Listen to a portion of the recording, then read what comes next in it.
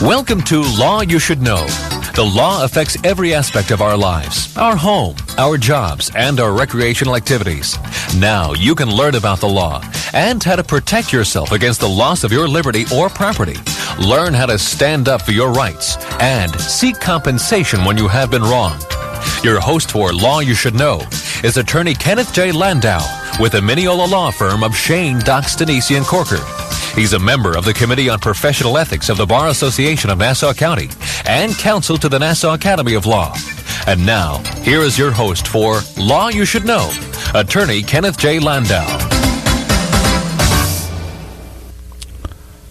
Hi, this is Ken Landau, and welcome to Law You Should Know.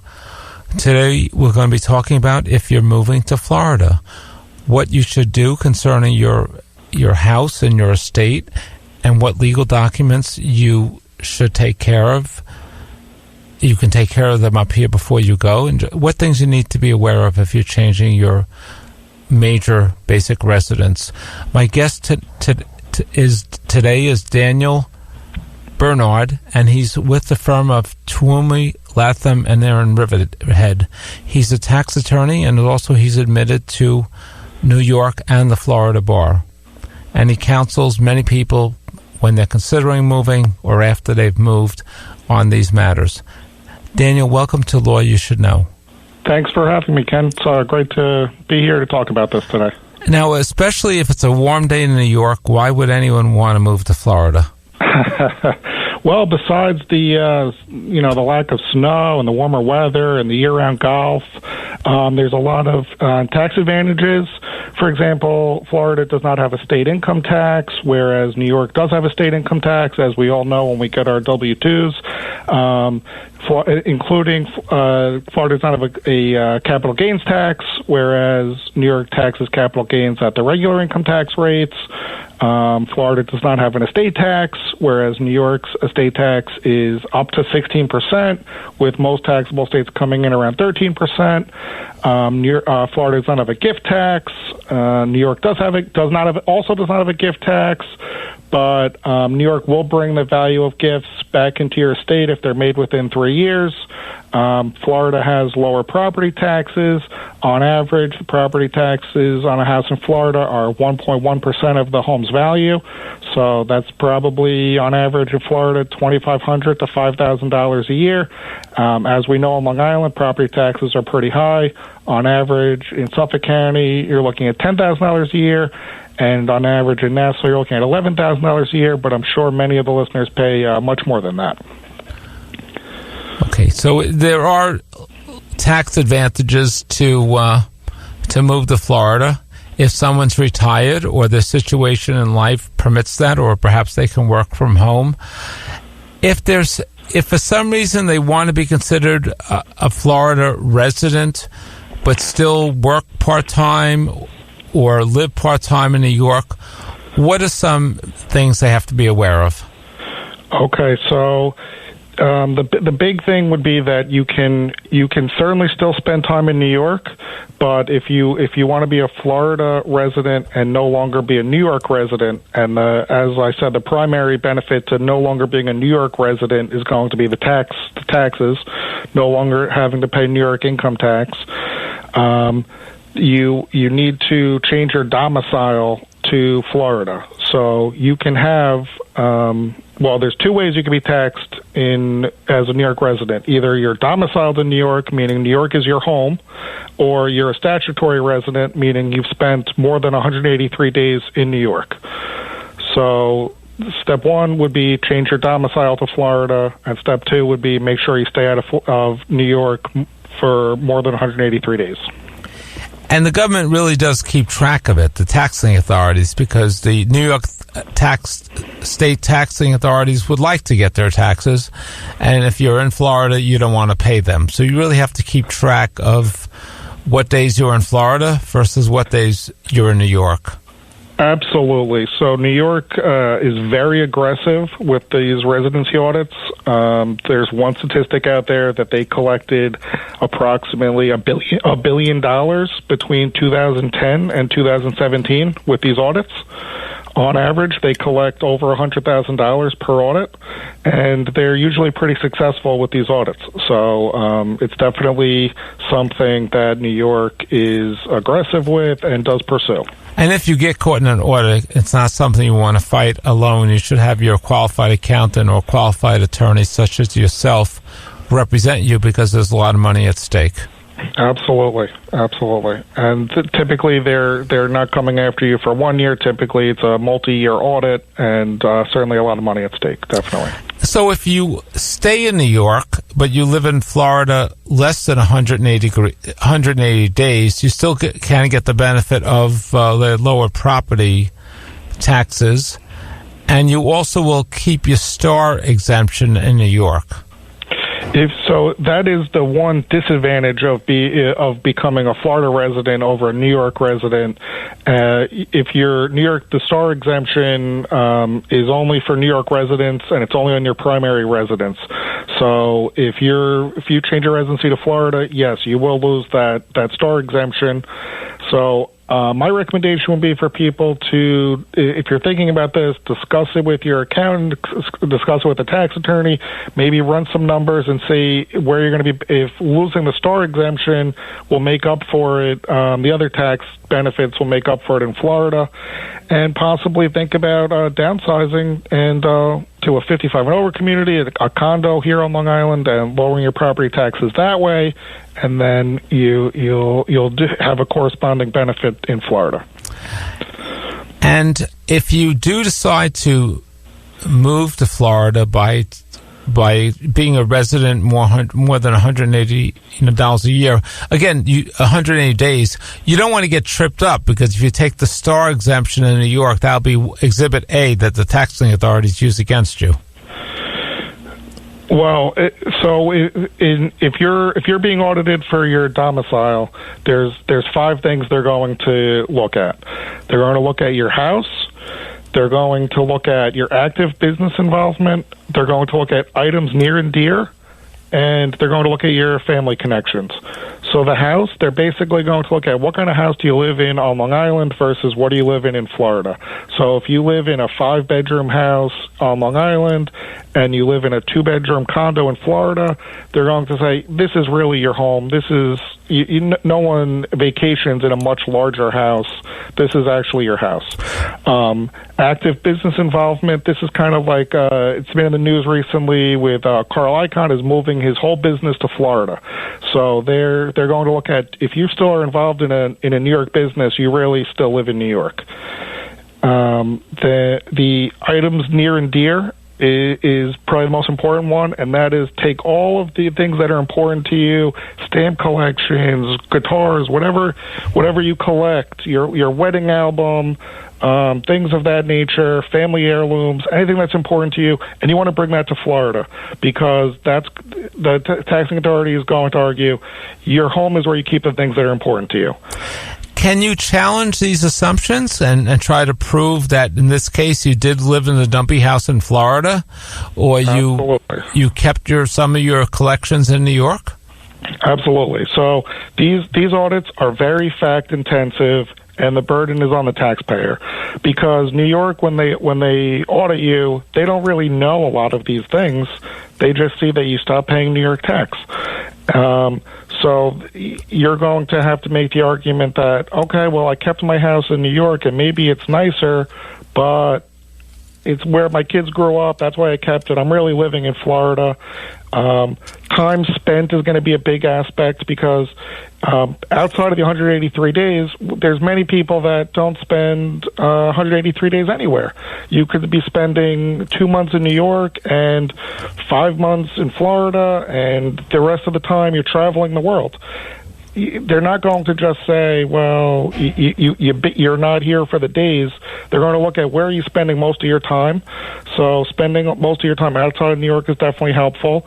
And then you don't have to move all of your things, because obviously you're going to keep some things in a vacation home, but you want to keep an inventory of things you've moved to Florida to show, hey, I'm moving the important things to me. I've moved my life to Florida. And they may look at car registrations, voter registrations. Absolutely. I imagine they would look at social media posts and also credit card receipts.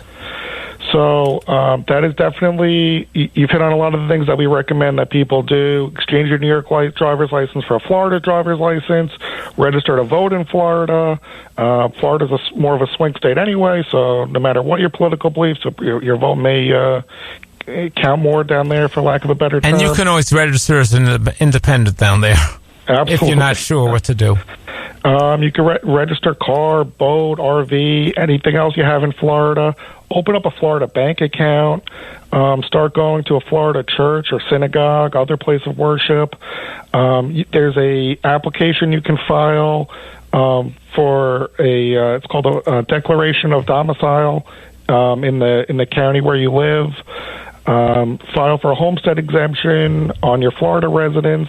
That's similar to the STAR program. It's actually a little bit better because it gives you some creditor protections, and it's going to give you some property tax reduction in Florida. So those are some of the things you can definitely do to show I've moved my life to Florida. And this is the kind of thing where the more information you can show, the better. And it may not be so important, but getting a local Florida library card as well. Absolutely. Anything that says Florida on it, the more the better. And joining a beach club down there. Unfortunately, there's a checklist of things you can do that will be definitive, so the more you have, the better.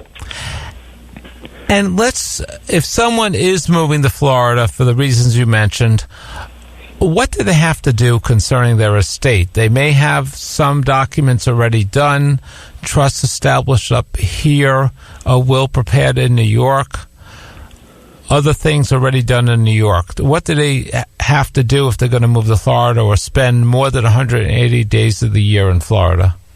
Sure. So my recommendation for all of my snowbird clients is to have the equivalent Florida estate planning documents in place. So the main estate planning document we think of is the will, and you can only have one will. But there's also documents for planning for incapacity prior to death. So everyone really should have in place a power of attorney.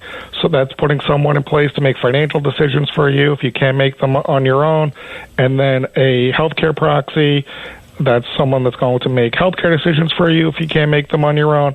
And then a living will, that's really for end-of-life planning. Some people call that an advance directive. It basically is giving your wishes if you were in a terminal condition. So you can have a New York healthcare proxy, a New York durable power of attorney, and then the Florida equivalents. In Florida, it's called a healthcare surrogate instead of a healthcare proxy. And you can have both of those in place. They're both active. And my recommendation is that you have your New York documents, keep them here in New York. Have your Florida documents, keep them down in Florida. The New York documents will be valid in Florida and vice versa. The issue is with banks and hospitals accepting them immediately, because these are the kind of documents when you want to use it now, not a week later when the legal department has had a chance to look at it and say, yeah, this is good.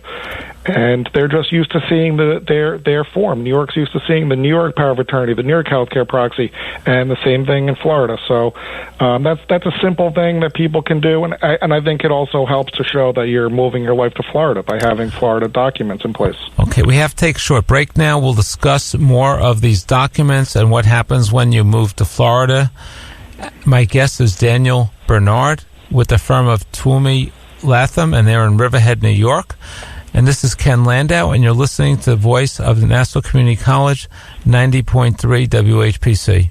This portion of programming on WHPC is brought to you on behalf of the Nassau County Bar Association, who wants you to know about ADR, Alternate Dispute Resolution, which can help you avoid costly, lengthy, and uncertain litigation in court. By resolving disputes through mediation or arbitration, it gives you control over who decides your case. A mediator helps all parties to reach an agreement they can live with, or an arbitrator selected by the parties hears and decides the case. Your attorney can still represent you, but you control who decides your case. ADR is faster and less stressful than fighting in court, and it is a great way to resolve divorce, employment, or commercial disputes. ADR is now offered through the Nassau County Bar Association. Find out more about how ADR can help resolve your dispute by calling 516-747-4070 or visit nassaubar.org.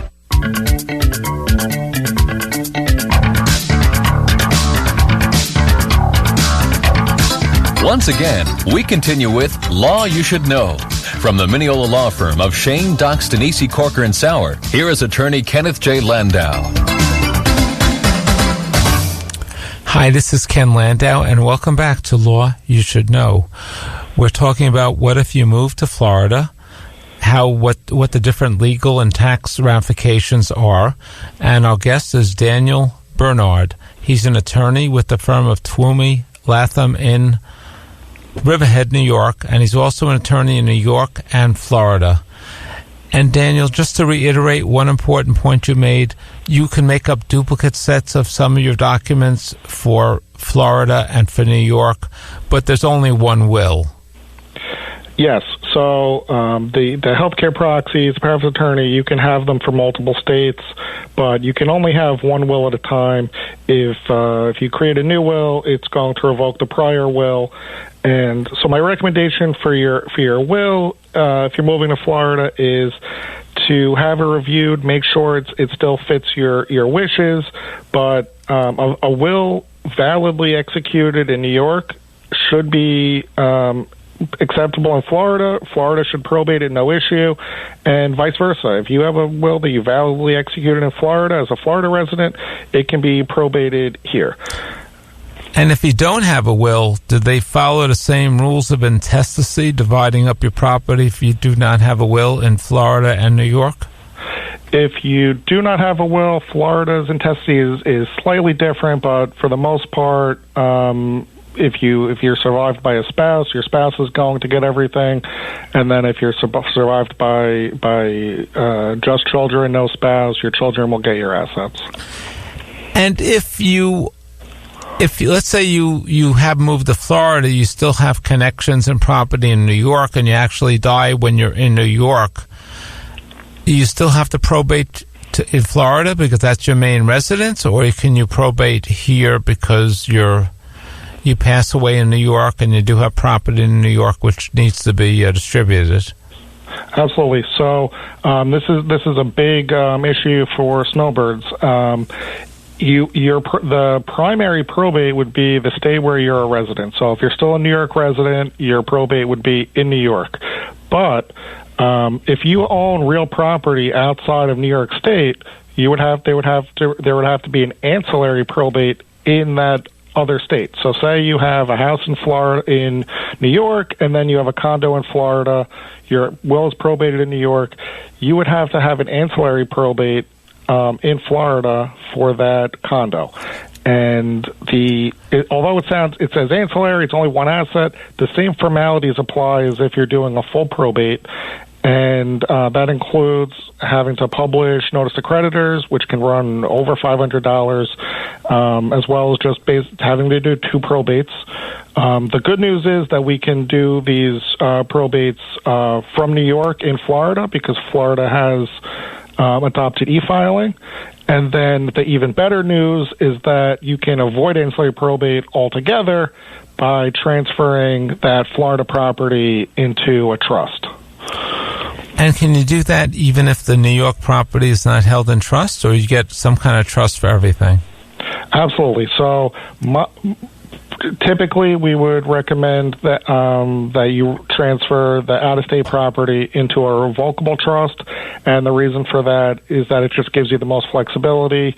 5 years from now, you don't like the revocable trust anymore, you can, as the name suggests, revoke it, change the terms, And upon your passing, the assets in that trust pass outside of the probate process through the terms of the trust.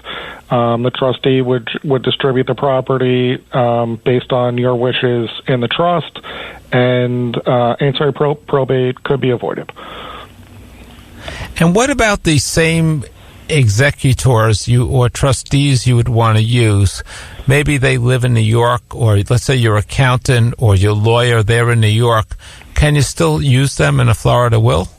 Certainly. So that's an important distinction between New York law and Florida law. So in New York, pretty much anyone can serve as your executor as long as they're over 18 years old. They're a U.S. resident, or if they're not a U.S. resident, they at least live here. They're not incompetent, and they're not a felon. And Florida has those same rules as well. But additionally, Florida says for someone to serve as your executor, in Florida they call it a personal representative. For someone to serve as your personal representative, they have to either be a Florida resident, or they have to be your spouse, brother, sister, child. They have to be related to you, closely related to you, or closely related to your spouse. So where people get into trouble with this is exactly what you said, naming their New York attorney or their New York accountant as that personal representative. If that person isn't related to you or is not a Florida resident, they're not going to be able to serve. But if you have your brother, your spouse, your child, then you should avoid that problem. Yes. Are there any other details of the trust that you want to mention, that why it's important to have that trust even if they stay in New York, to avoid the need for probate or tax consequences? So with the revocable trust, the primary benefit you're going to have is avoiding probate. You're not going to have an income tax advantage or an estate tax advantage with the revocable trust. If you get into Medicaid-type planning, you may want to go with a Medicaid-type trust, and we don't have nearly enough time to go into Medicaid planning. It could probably be a 5-part series, but briefly, people's largest asset is typically their house. In New York State, when people are going to go into a nursing home, typically Medicaid will pay for that unless they are quite wealthy, and people have to impoverish themselves, and then they can go into the nursing home, and Medicaid, if that house is still in your name, would put a lien on the house. Upon your passing, when the house is sold, Medicaid would take a large chunk of that proceeds. Florida does not have that. So how does it work in Florida? How does Medicaid work in Florida? So Florida Medicaid works very similar to New York Medicaid in that you basically have to completely impoverish yourself. They have the same 5-year look-back period for asset transfers. But the big thing that's different in Florida is with the homestead exemption. So if you have the homestead exemption on your home, and it's similar to the STAR exemption here, it has to be in your primary residence. You have to be a Florida resident. Medicaid or other creditors could not attach that home, and the home would pass to your heirs, so most likely your surviving spouse or your children. It couldn't pass to anyone, you said, but it can pass to children and spouse regardless of any creditor issues. So the big difference between New York Medicaid planning and Florida Medicaid planning is the New York Medicaid planning, the bread and butter is transferring the house, because that's typically a large asset in people's estates. The other thing is you really can only receive Medicaid benefits from a state where you're a resident. So you have to be a Florida resident to go into a Florida nursing home and have it be paid by Medicaid in Florida, and the same thing here in New York. And would both the husband and wife, so if you didn't have the chance, because of circumstances beyond your control, if you didn't have the chance to put the house in trust more than 5 years before the need to apply for Medicaid, you'll have an advantage in Florida. Both New York and Florida have a spousal refusal. So as long as you have a spouse, you can really transfer all your assets to that spouse, and then that spouse can refuse to pay for your care. But yes, in Florida, you have an advantage in that if you only have one property and you have a homestead exemption on that property, yes, you wouldn't have had to have transferred it into a trust. But if you have multiple properties, so if you have your homestead exemption on that Florida house, sure, that house has the homestead exemption, but any asset you have, if you have another house there, if you have another house up here, you would still want to create a Medicaid-type trust for that house.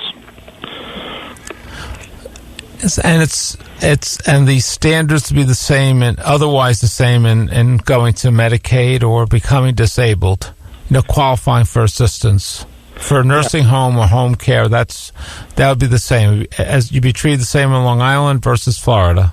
Yes, absolutely. And that's true under like a long-term care insurance policy as well. Yes. Is the cost of care lower in Florida? I think the cost of care is a little bit lower in Florida just based on cost of living. People make a little bit less money in Florida, so people make more money up here, so the cost of care up here is a little bit higher.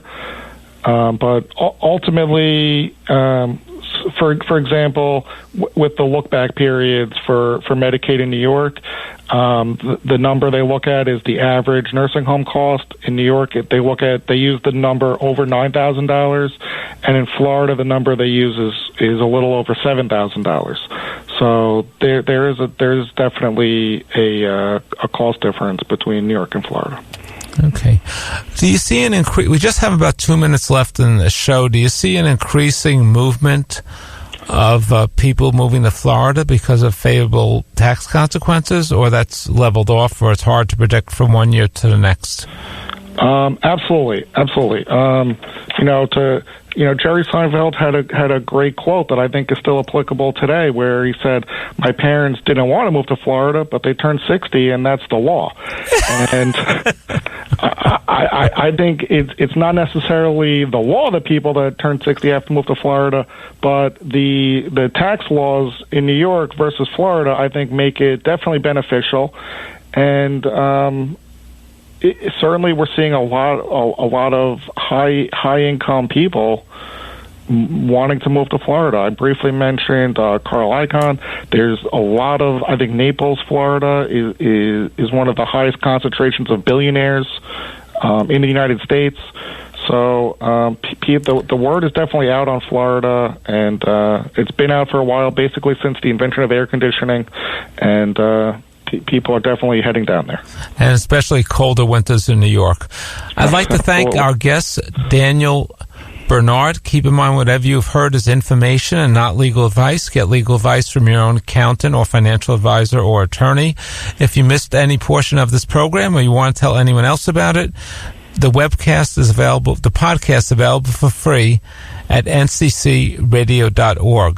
Please join us next week at this same time for another program on Law You Should Know on the voice of Nassau Community College, 90.3 WHPC.